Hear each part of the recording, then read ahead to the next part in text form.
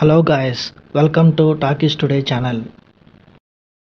ఈరోజు రీసెంట్గా ఓటీటీలో రిలీజ్ అయిన మిరాజ్ అనే మలయాళం మూవీ ఎలా ఉందనేది ఈ వీడియోలో డిస్కస్ చేద్దాం.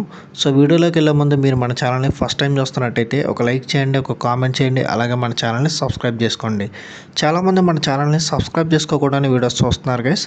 మీరు సబ్స్క్రైబ్ చేసుకుని చూడడం వల్ల ఛానల్కి అంత ఎంకరేజ్మెంట్గా ఉంటుంది. సో సబ్స్క్రైబ్ చేసుకుని వీడియోస్ చూడండి. ఇంకా లేట్ చేయకుండా వీడియోలోకి వెళ్ళిపోదాం. Let's get started. Mirage movie.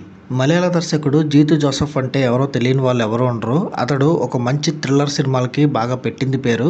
అలాంటి జీతు జోసెఫ్ నుంచి వచ్చిన లేటెస్ట్ మూవీ మిరాజ్. ఈ సినిమా సెప్టెంబర్లో థియేటర్స్లో రిలీజ్ అయింది.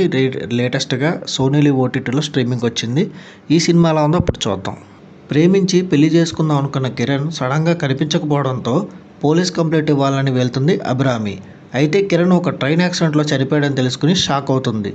ఆ షాక్ నుంచి బయటకు వచ్చేలోపే ఒక పోలీస్ ఆఫీసర్, అలాగే ఒక రౌడీ, ఒక ప్రైవేట్ ఇన్వెస్టిగేషన్ జర్నలిస్ట్ వీళ్ళందరూ అభిరామిని ఒక హార్డ్ డిస్క్ కోసం ప్రశ్నించడం మొదలు పెడతారు.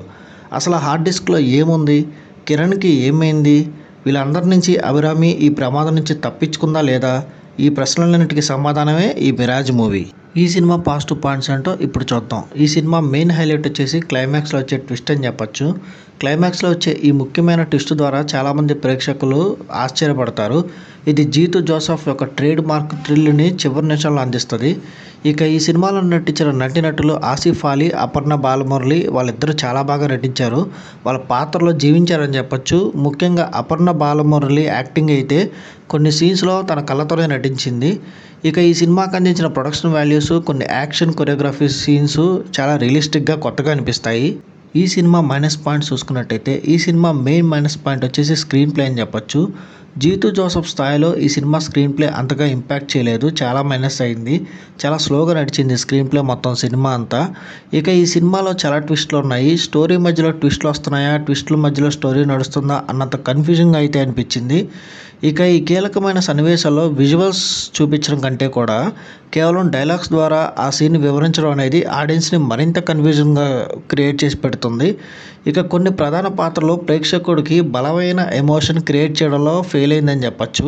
ఈ సినిమా టెక్నికల్ డిపార్ట్మెంట్ చూసుకున్నట్టయితే ఈ సినిమాకి అందించిన సినిమాటోగ్రఫీ చాలా బాగుంది. విజువల్స్ అన్నీ చాలా క్లియర్గా సినిమాకి అవసరమైన విధంగా అందించారు. ఇక ఈ సినిమాకి అందించిన బ్యాక్గ్రౌండ్ స్కోర్ పర్వాలేదు అనిపిస్తుంది. కొన్ని సీన్స్ని ఎలివేట్ చేసింది కానీ ఇంకొన్ని చోట్ల డీలా పడిందని చెప్పచ్చు. ఇక ఈ సినిమాకు సంబంధించిన ఎడిటింగ్ ఇంకొంచెం బెటర్గా ఉంటే బాగుండేది అనిపించింది. ఇంకా డైరెక్టర్ విషయానికి వస్తే జీతు జోసెఫ్ డైరెక్షన్లో అక్కడక్కడ కొంచెం బెటర్గా అనిపిస్తుంది. కానీ ఓవరాల్గా చూస్తే ఆయన పాత సినిమాల స్థాయిని ఈ సినిమా అందుకోలేదని చెప్పచ్చు.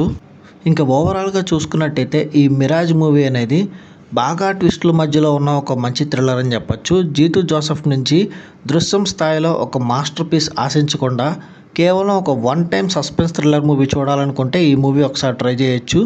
ఈ మూవీకి మన టాకీస్ టుడే ఛానల్ వాళ్ళు ఇస్తున్న రివ్యూ రేటింగ్ 2.5/5. ఇది నా ఒపీనియన్ మాత్రమే. ఈ సినిమాని మీరు ఆల్రెడీ చూసినట్టయితే ఈ సినిమా మీకు ఎలా అనిపించింది అనేది కింద కామెంట్ సెక్షన్లో మెన్షన్ చేయండి. ఇంకా ఎవరైనా మన ఛానల్ సబ్స్క్రైబ్ చేసుకోకపోతే ఇప్పుడే సబ్స్క్రైబ్ చేసుకోండి. వీలైతే పక్కన ఉన్న బెల్ బటన్ కూడా ప్రెస్ చేసి పెట్టుకోండి. ఇది వాళ్ళ వీడియో గైస్. మళ్ళీ ఇంకొక మంచి వీడియోతో మేము ముందుకు వస్తాను. Thanks for watching. జై హింద్.